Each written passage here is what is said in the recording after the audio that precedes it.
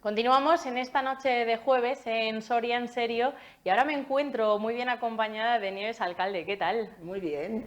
Bueno, vamos a hablar de muchos temas esta noche sobre la propiedad, pero unos en concreto, y vamos a empezar por el arrendamiento. ¿Te parece? Me parece. Bueno, vamos a decir lo que es el arrendamiento. Yo lo tengo aquí, es el contrato de arrendamiento, contrato de alquiler o locación. Es un contrato por el cual existe una relación entre dos partes, mediante la cual se obligan de manera recíproca y por un tiempo determinado la cesión de un bien o servicio, quedando obligada la parte que aprovecha la posesión a pagar un precio determinado. ¿Lo he dicho bien? Perfectamente, perfectamente.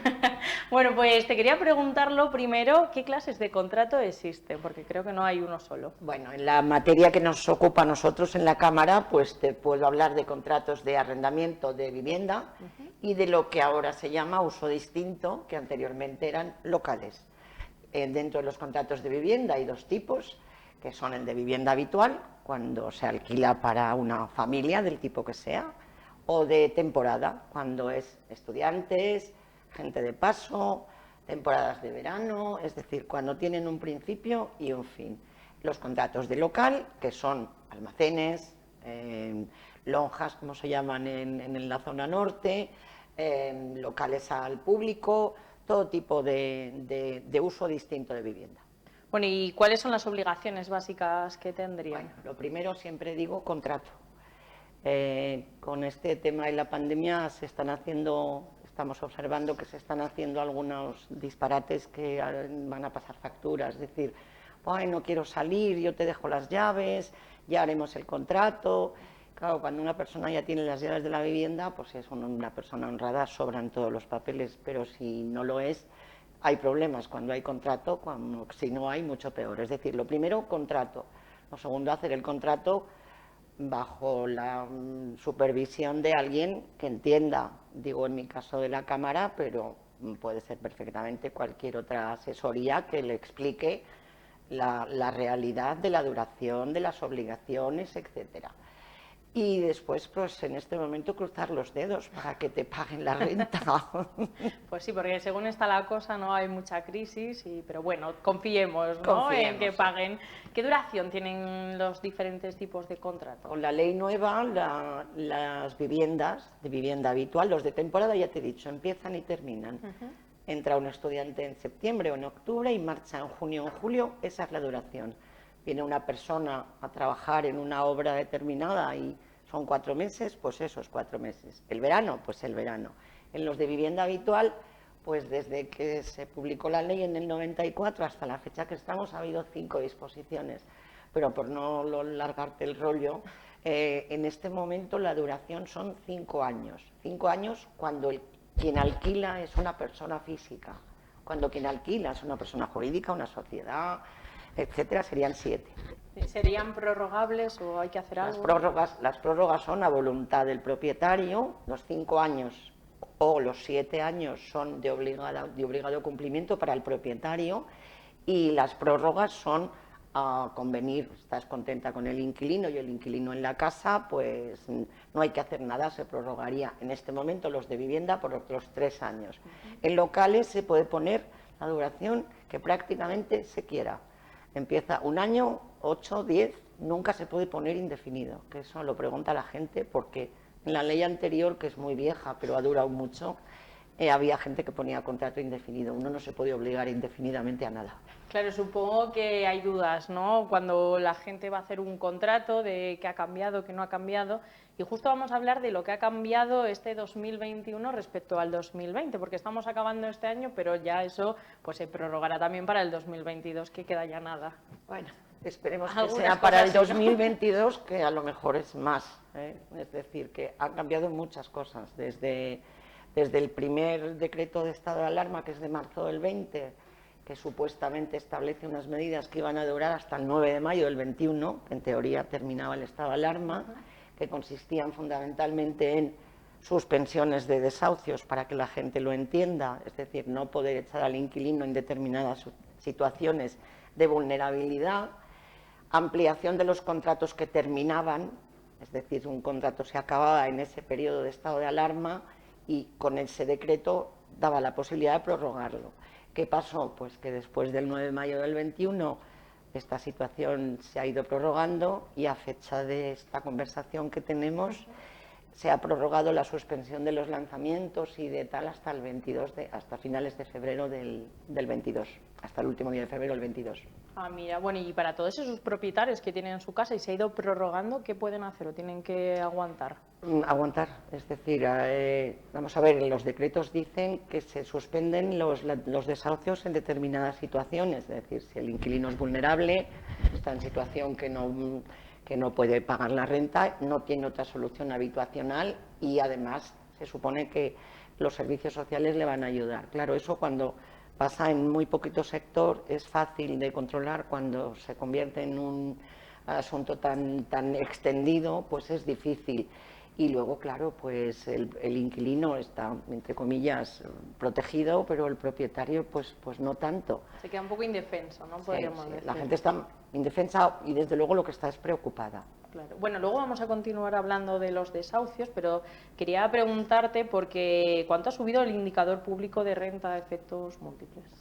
Pues es que no se está aplicando el indicador ese, se está aplicando el IPC, porque en la última reforma aplicaban el IPC. Entonces, ese indicador que parece ser que iba a tener en cuenta, ese indicador sale cuando la subida era cero o menos que cero. Entonces, se suponía, está bien hecho, es decir, se suponía que una renta no se puede quedar fija durante tantísimo tiempo y dijeron, bueno, ahora esto es cero. Ha habido unos años que había cero, incluso índices negativos.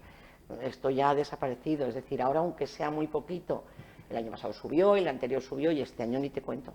Bueno, ¿y qué supone para todos esos arrendatarios y arrendadores que suba el IPC? La mayor parte de las veces, yo sé que esto que digo a lo mejor no lo creen, pero la mayor parte de las veces el propietario que tiene un inquilino razonable, con el que se lleva bien y que le cuida la casa y que le paga, si no tiene o no llegan a un acuerdo, y generalmente no se sube, porque esa subida no tienes por qué aplicarla, la puedes después aplicar de golpe, aunque no sea retroactiva. Es decir, este año están las cosas regular, no te subo. Dentro de 3 años te subo lo de los 3 años, pero no te acumulo la subida. Entonces, a ver, no supone tanto, porque hay que tener en cuenta que en Soria las rentas no son muy altas. Hombre, en un sitio grande y en un local con renta alta, pues es... Pero por experiencia te digo que lo que está haciendo la gente en locales es bajar la renta.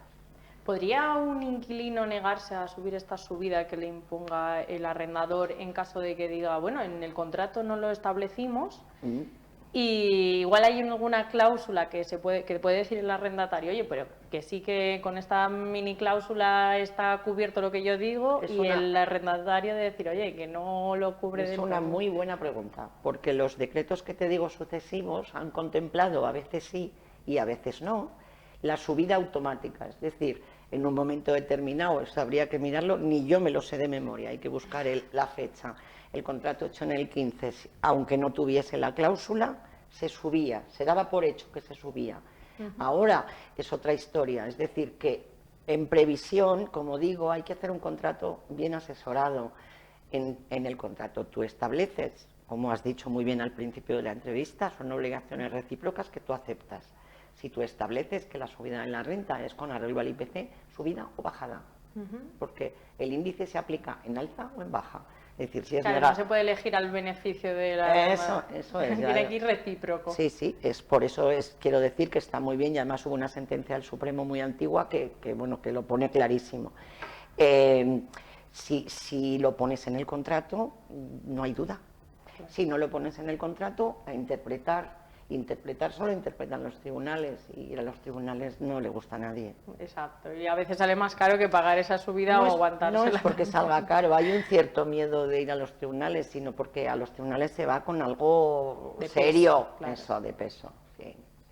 Bueno, vamos a retomar ahora sí lo de los desahucios, porque ¿cuándo nos podrían desahuciar? Nos has dicho que si estamos en estado de vulnerabilidad, que luego trataremos un poco más sobre ello, no nos podrían desahuciar, nos protege la ley, pero ¿en qué casos sí podrían desahuciarnos? A ver, en principio la suspensión del desahucio no tiene por qué ser automática, es decir, si la persona que recibe esa demanda, el inquilino que no paga, vamos a hablar con palabras que todo el mundo entienda, recibe la demanda y hace caso omiso, no se defiende, no alega, no se deja incluso visitar por los servicios sociales, pues perfectamente se puede llevar a término. Es decir, estamos en 2021 y en 2021 en los juzgados de Soria se han hecho desahucios, pero en la práctica la totalidad no se han hecho. ¿Por qué?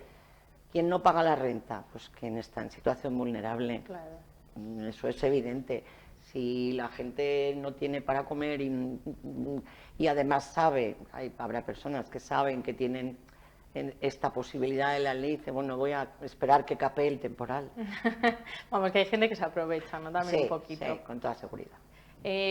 ¿Cómo podremos considerar si estamos en situación de vulnerabilidad para agarrarnos a eso lo han delegado en los servicios sociales. Es decir, la situación de vulnerabilidad, aunque hay un parrafillo en los decretos que establece pues personas dependientes y tal, los servicios sociales son los que tienen que determinar. ¿Y cómo determinan? Pues el juzgado da traslado a los servicios sociales de esa situación de este señor.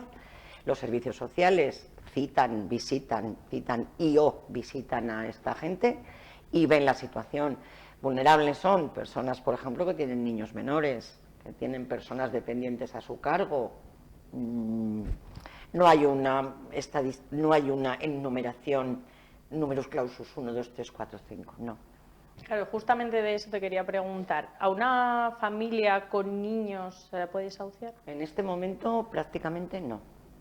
No, porque, a ver, los decretos están hechos, yo quiero creer que con muy buena intención, pero la práctica no es el papel lo aguanta todo. ¿Qué sucede? Lo que dicen es, no que no se les pueda echar, sino que se suspende el lanzamiento. ¿Qué quiere decir que se suspende? Que de momento hasta, como te digo, febrero del 22, no se les va a echar. Los servicios sociales tienen que proveer de que esa gente que está vulnerable tenga una solución habitacional.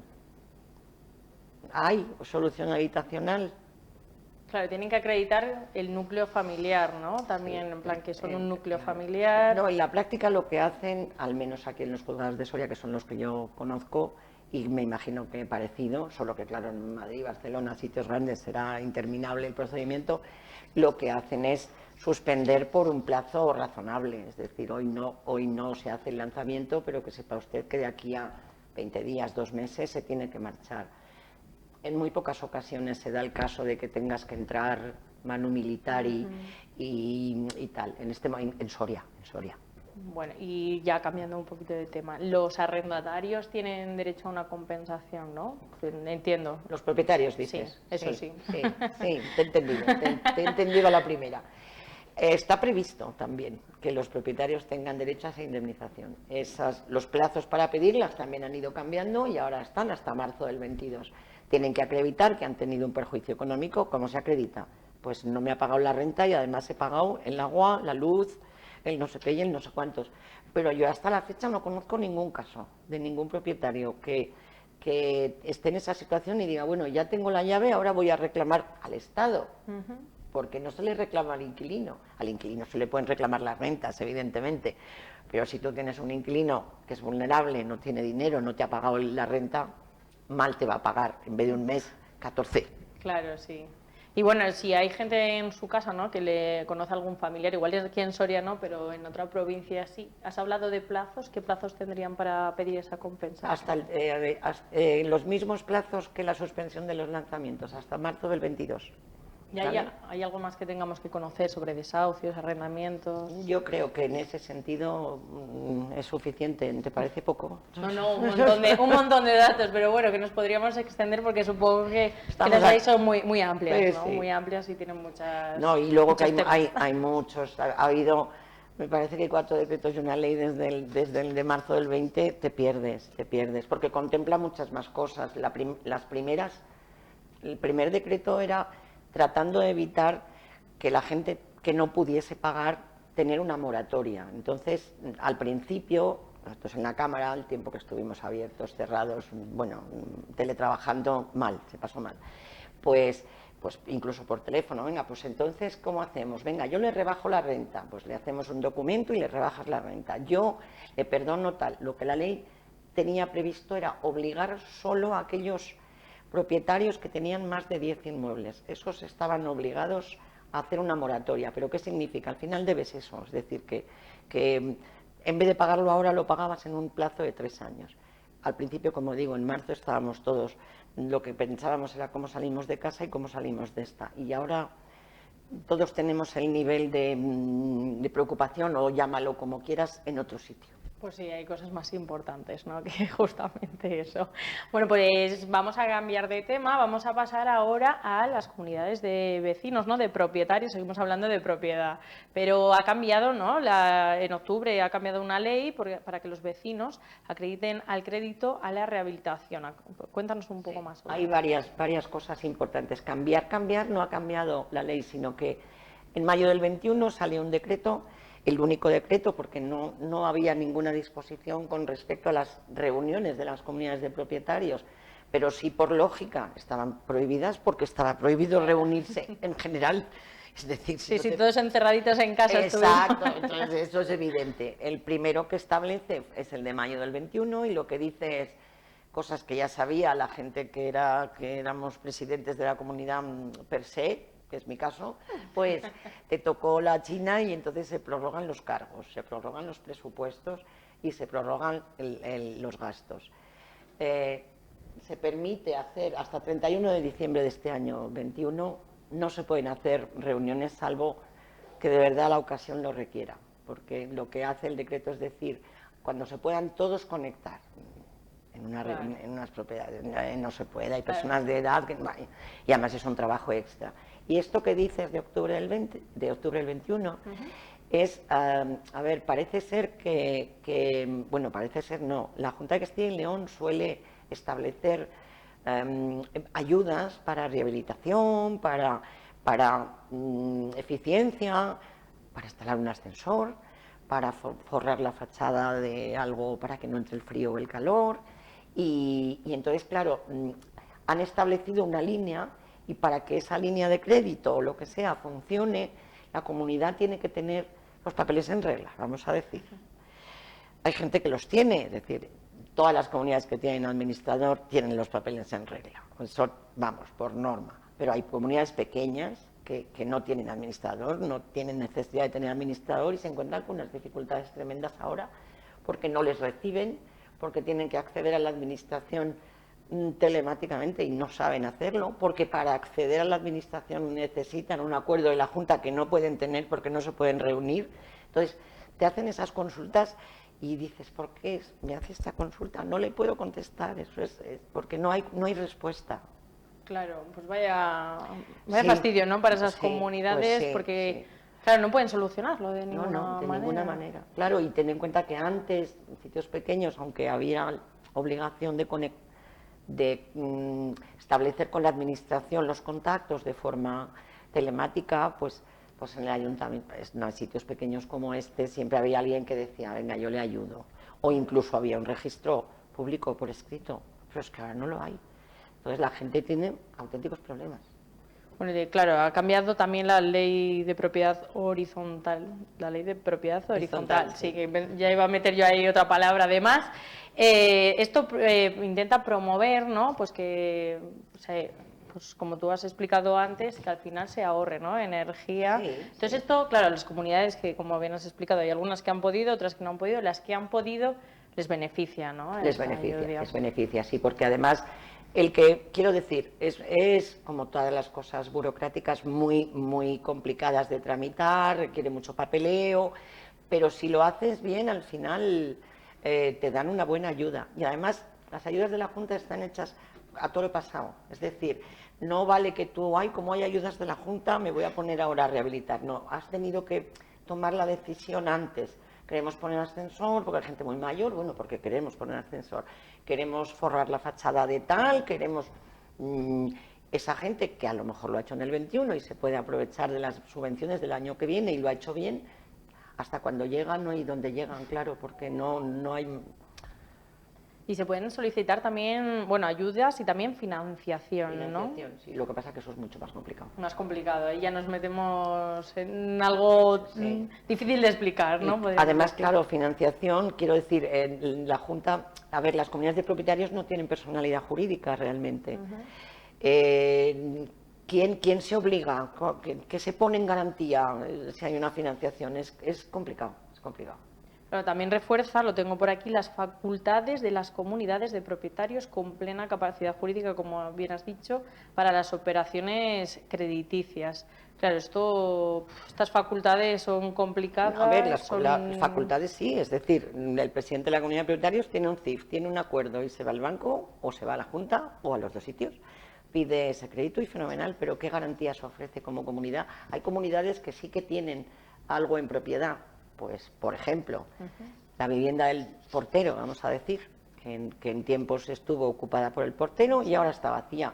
Esa es de todos, eso es una garantía, es una vivienda. Pero hay quien no tiene nada, la comunidad no tiene en sí mismo nada como suyo.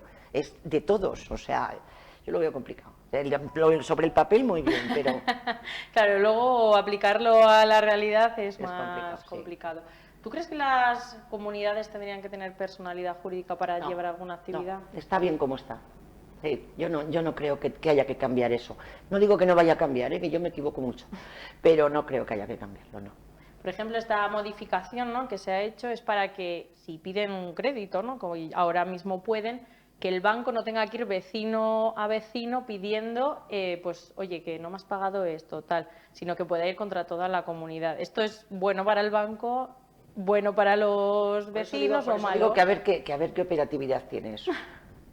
Hay que verlo con el tiempo, hay que verlo.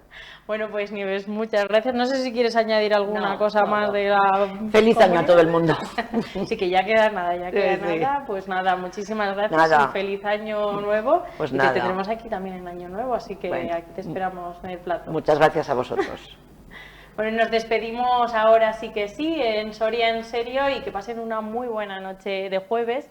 Y ahora, pues sí, otra vez les volvemos a desear feliz año nuevo y que tengan una muy buena entrada de año 2022.